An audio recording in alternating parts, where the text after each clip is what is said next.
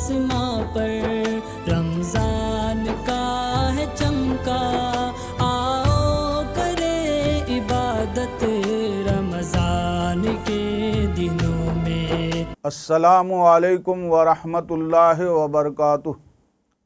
نحمدہ ونصلی علی رسولہ الکریم، اما بعد۔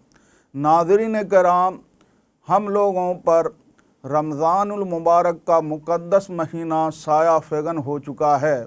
آج ہم آپ کو ان چیزوں کے بارے میں بتانے جا رہے ہیں جن کے سبب روزہ ٹوٹ جاتا ہے اور روزہ توڑنے والوں پر روزہ کی قضا کے ساتھ کفارہ بھی لازم ہے۔ رمضان کے روزہ کی حالت میں عورت سے روزہ کے یاد رہتے ہوئے ہم بستری کرنے سے روزہ فاسد ہو جاتا ہے، اور ہم بستری کرنے والے روزہ دار پر کفارہ بھی واجب ہے۔ روزہ دار عورت اگر ہم بستری سے راضی تھی تو اس پر کفارہ بھی واجب ہے۔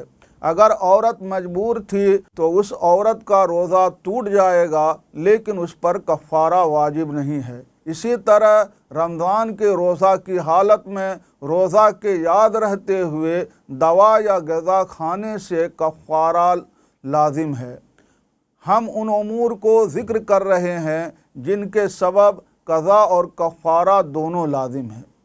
نمبر 1، روزہ کی حالت میں ایسی چیز کا کھانا جو غذا یا دوا کے طور پر استعمال کی جاتی ہے، یعنی وہ چیز صالح بدن ہے۔ نمبر 2، کچا گوشت اور کچی چربی کھانے سے مختار قول کے بنا پر کفارہ واجب ہے۔ اس مٹی کا کھانا جو دوا کے طور پر کھائی جاتی ہے، اسی طرح بھنی ہوئی مٹی کا کھانا جس کو کھانے کی عادت لوگوں میں جاری ہے۔ نمبر 4، اس درخت کا پتا کھانا جس کو کھانے کی عادت لوگوں میں جاری ہے۔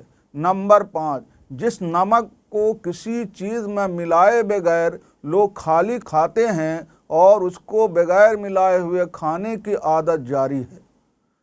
اگر روزہ دار کے جسم سے مریض کے لیے خون کو نکالا گیا اور خون دینے والے شخص نے یہ گمان کیا کہ خون دینے سے اس کا روزہ ٹوٹ گیا ہے اور اس نے اس کے بعد قصداً کھا لیا یا پی لیا تو اس پر قضا اور کفارہ دونوں لازم ہیں۔ البتہ اگر مریض کو اپنا خون دینے والے شخص کو کسی نے غلط فتویٰ بتایا کہ خون دینے سے اس کا روزہ ٹوٹ گیا ہے تو صرف قضا واجب ہے، کفارہ واجب نہیں ہے۔ اسی طرح اگر وہ مسائل شرعیہ سے ناواقف تھا، اس نے وہ حدیث کسی کتاب میں دیکھی جس کا ظاہر مفہوم یہ ہے کہ پچنا لگانے یعنی خون نکلوانے سے روزہ ٹوٹ جاتا ہے، اور وہ اس حدیث کا صحیح مفہوم سمجھ نہیں سکا اور صحیح مفہوم سمجھنے پر قادر نہیں تھا، تو خون دینے کے بعد کھانے پینے سے کفارہ واجب نہیں ہے۔ نمبر 7، اگر کسی روزہ دار نے رمضان کے روزہ کی حالت میں سرما لگایا یا اپنے سر، مونچھ وغیرہ میں تیل لگایا اور یہ گمان کیا کہ اس کا روزہ ٹوٹ گیا ہے، اور اس گمان کے بنا پر اس نے قصداً کھا لیا پی لیا تو اس پر کفارہ واجب ہے۔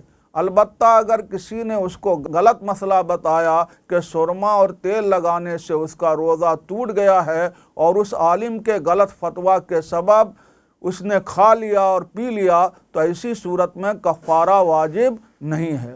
نمبر 8، اگر روزہ دار نے مسواک کیا یا کسی کی غیبت کی اور اس نے یہ گمان کیا کہ مسواک کرنے اور غیبت کرنے سے اس کا روزہ فاسد ہو گیا ہے، پھر اس نے قصداً کھا لیا تو اس پر قضا اور کفارہ دونوں لازم ہے، چاہے کسی نے مسئلہ اسے بتایا ہو یا نہ بتایا ہو۔